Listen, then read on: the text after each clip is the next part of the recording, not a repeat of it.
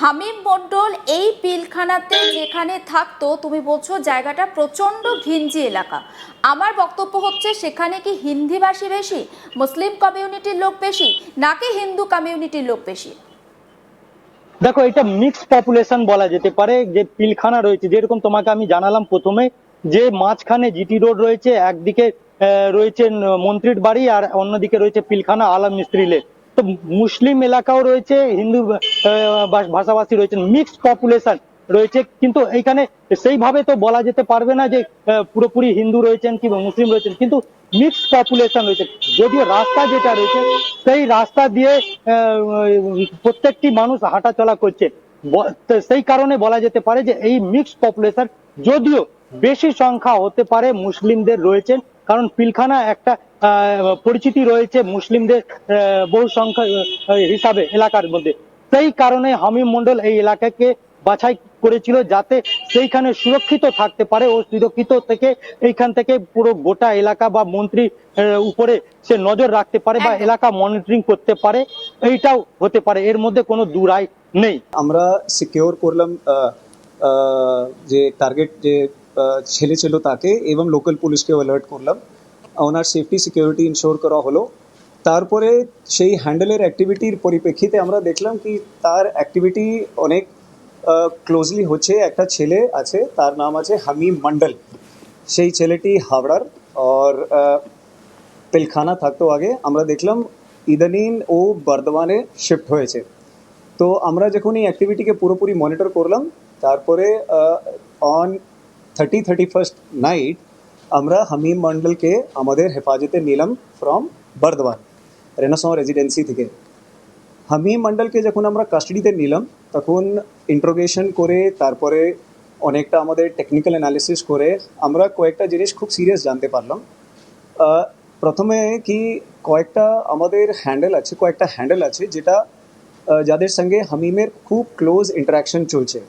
সেই হ্যান্ডেলের নাম আছে রানা, একটা ছিল উজায়ের, একটা ছিল আবিজাট 333, হামাদ। এইরকম কয়েকটা হ্যান্ডেল সঙ্গে ওর 2-3 মাস আগে ইন্টারাকশন স্টার্ট হয়ে ইনস্টাগ্রামে ফলো করতে আরম্ভ করে।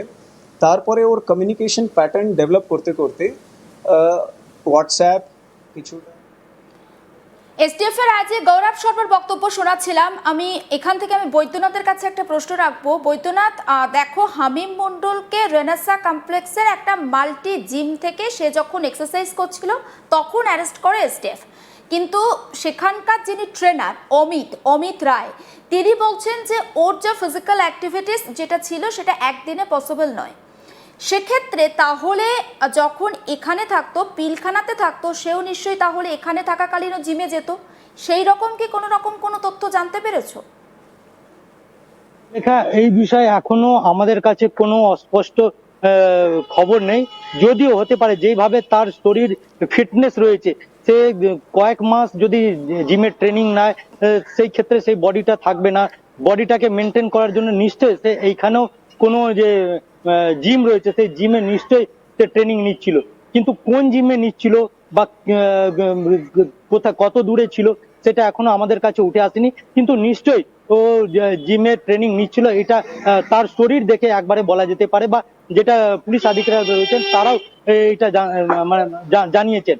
কিন্তু এইবার প্রশ্ন উঠছে যে এই যে এলাকা রয়েছে হাওড়া পিলখানা, উত্তর হাওড়া, এখানে বেশ কয়েকটি জিম রয়েছে।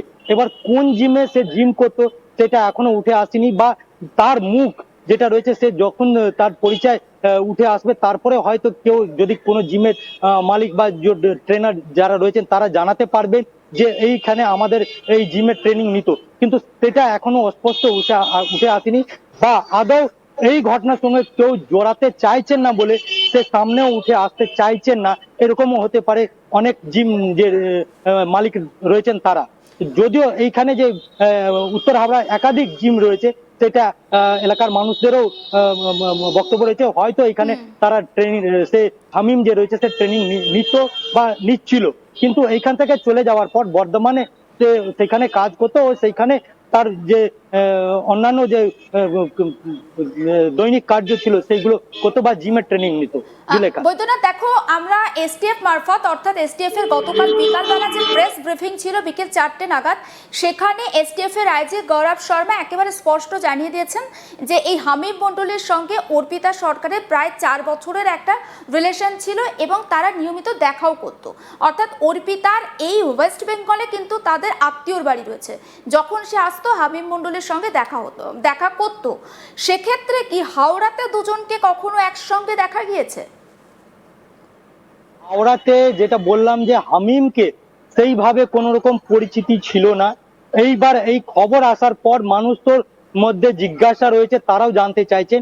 কিন্তু অর্পিতা সরকারকে যখন গ্রেপ্তার করা হয়েছে, যে তদন্তকারী আধিকারিকরা রয়েছেন, যেরকম এসটিএফ আধিকারিক গৌরব শর্মা যেটা প্রেস ব্রিফিং করে জানিয়েছিলেন যে অর্পিতা সরকারের সঙ্গে দীর্ঘদিনের সম্পর্ক ছিল ও অর্পিতা সরকার একটা পেশার ফটোগ্রাফার, যার ফলে তার অর্পিতা সরকারের যে সম্পর্ক রয়েছে সেই সম্পর্ক বড় বড় নেতা মন্ত্রী বা আধিকারিকদের সঙ্গে ছিল, যার ফলে যে তথ্যগুলো হয় বা যে ইনফরমেশন রয়েছে সেইগুলো হামিমের কাছে ইজিলি পৌঁছে যেত বা কোনো জায়গা হামিম তাকে সেখানে নিয়ে যেতে পারতো, এইরকম ছিল।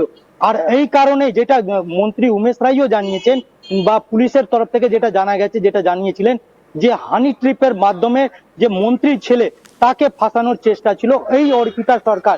হয়তো হামিম মন্ডল অর্পিতা সরকারকে এই কাজে যুক্ত করেছিল, হয়তো তার সঙ্গে সম্পর্ক হয়েছে কি হয়নি সেটা পুলিশের আধিকারিক যারা তদন্ত আধিকারিকরা রয়েছেন তারা জানাতে পারবেন বা জানছেন। কিন্তু যেটা মন্ত্রীর বক্তব্য যে এখনো পর্যন্ত সেরকম কোনো তার ছেলের সঙ্গে সম্পর্ক ছিল না বা সম্পর্ক হয়নি।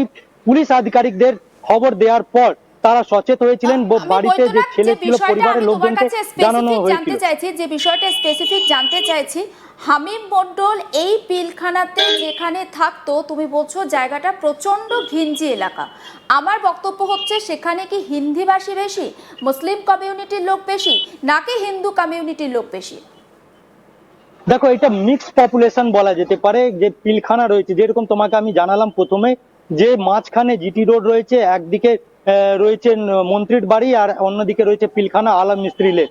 তো মুসলিম এলাকাও রয়েছে, হিন্দু ভাষাভাষী রয়েছে, মিক্সড পপুলেশন রয়েছে। কিন্তু এইখানে সেইভাবে তো বলা যেতে পারবে না যে পুরোপুরি হিন্দু রয়েছেন কিংবা মুসলিম রয়েছেন, কিন্তু মিক্সড পপুলেশন রয়েছে। যদিও রাস্তা যেটা রয়েছে সেই রাস্তা দিয়ে প্রত্যেকটি মানুষ হাঁটাচলা করছে, সেই কারণে বলা যেতে পারে যে এই মিক্সড পপুলেশন। যদিও বেশি সংখ্যা হতে পারে মুসলিমদের রয়েছেন, কারণ পিলখানা একটা পরিচিতি রয়েছে মুসলিমদের বহু সংখ্যা হিসাবে এলাকার মধ্যে। সেই কারণে হামিম মন্ডল এই এলাকাকে বাছাই করেছিল যাতে সেইখানে সুরক্ষিত থাকতে পারে ও সুরক্ষিত থেকে এইখান থেকে পুরো গোটা এলাকা বা মন্ত্রী উপরে সে নজর রাখতে পারে বা এলাকা মনিটরিং করতে পারে। এইটাও হতে পারে, এর মধ্যে কোনো দুরাই নেই।